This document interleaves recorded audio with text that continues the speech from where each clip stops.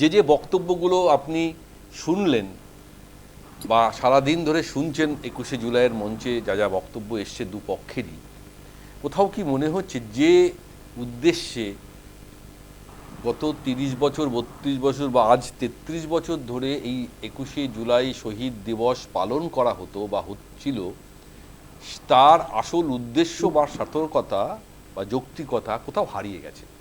এই মঞ্চটা আর সেই মঞ্চ নয়। এই মঞ্চটা এখন আজকের দিনে দাঁড়িয়ে দুই শিবিরের কাদা ছোড়াছড়ি বা একে অপরের দিকে কটাক্ষ ছুড়ে দেওয়া ছাড়া আর কিছু নয়, এটুকু আমার ব্যক্তিগত মনে হয়েছে। কিন্তু 21শে জুলাইকে সামনে রেখে কোথাও মনে হচ্ছে মমতা বন্দ্যোপাধ্যায় আবার নতুন করে নিজের রাজনৈতিক কেরিয়ারকে জাগিয়ে আনতে তুলছেন বা জনসমক্ষে নিয়ে আসতে চাইছেন, যেটা একটা বড় মঞ্চ হতে পারে। সত্যি সত্যি আজকের এই বক্তব্যর পর রাজ্য রাজনীতি বা সর্বভারতীয় রাজনীতির ক্ষেত্রে মমতা বন্দ্যোপাধ্যায় কোথাও কি একটা ফ্যাক্টর হওয়ার মতন জায়গায় আছেন বা হতে পারেন?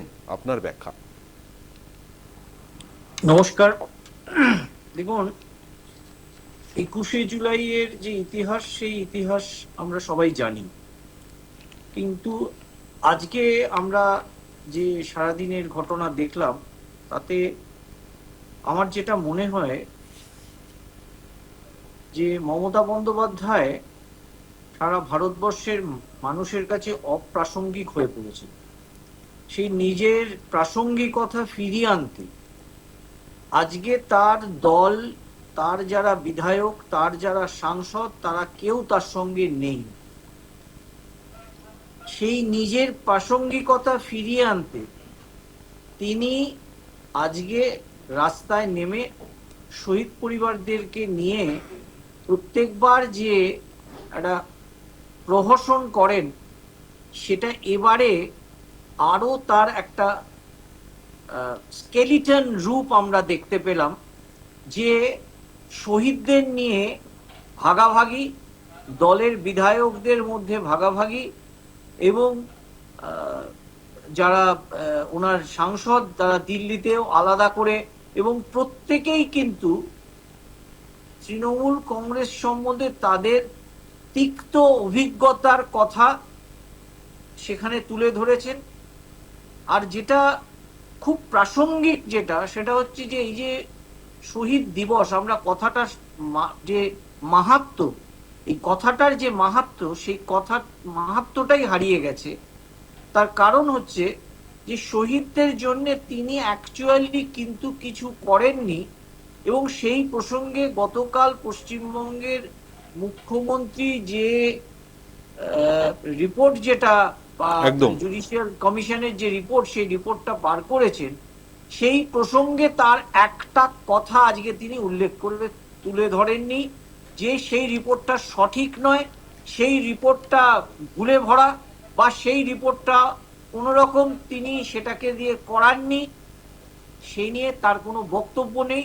অর্থাৎ কিনা সেই রিপোর্টটা কিন্তু সঠিক, এবং সেই রিপোর্টটাতে যে রিকমেন্ডেশন ছিল প্রাক্তন বিচারপতি সুশান্ত চট্টোপাধ্যায়ের নেতৃত্বে, সেই রিকমেন্ডেশনটা তৃণমূল কংগ্রেস মানেনি। এইটাই কিন্তু আজকে সাধারণ মানুষ বা যারা শহীদ পরিবার, তাদের কাছে এই বার্তাটা গেল।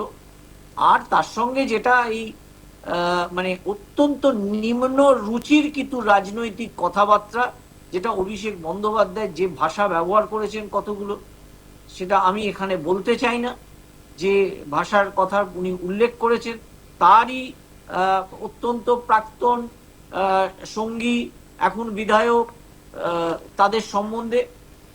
সুতরাং আমার মনে হয় যে, আর দেখুন, যে 21শে জুলাই 10 লক্ষ লোক হতো, সেখানে 2,500 লোক কোনো রকমের কোর্টের থেকে পারমিশন নিয়ে 2,500 হয়েছে, সেখানে ধরলাম আরো 1,000 লোক বেশি হয়েছে, 3,500 লোক হয়েছে। তো একটা দল যে 15 বছর ছিল, আজকেও তো আমি মনে করি সিপিএম যদি আজকেও একটা মিছিল বার করে, অন্তত 8-10 হাজার লোক বেরিয়ে যায়।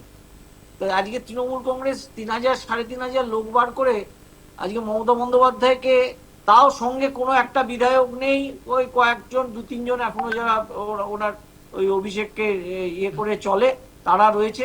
বাকি তো সব ওনার বিরুদ্ধে বিষোদাগার করার জন্যে, এবং সেখানে কি জাতীয় মানে তারা বিষোদাকার করেছেন। মদন মিত্র তার অত্যন্ত কাছের ভবানীপুর অঞ্চলের মানুষ যিনি ছিলেন, সেই তাকে সময় ধরে টাইম দিয়ে বলে দিয়েছেন যে যা কতগুলো উনি নির্দেশ দিয়েছেন সেই নির্দেশগুলো মান। তো সম্পূর্ণভাবে 21শে জুলাই প্রাসঙ্গিকতা হারিয়ে গেছে। আগে 21শে জুলাই ভাবলে কলকাতার শহরে একটা কলকাতা অচল হয়ে যাবে, এটা ভাবা হতো।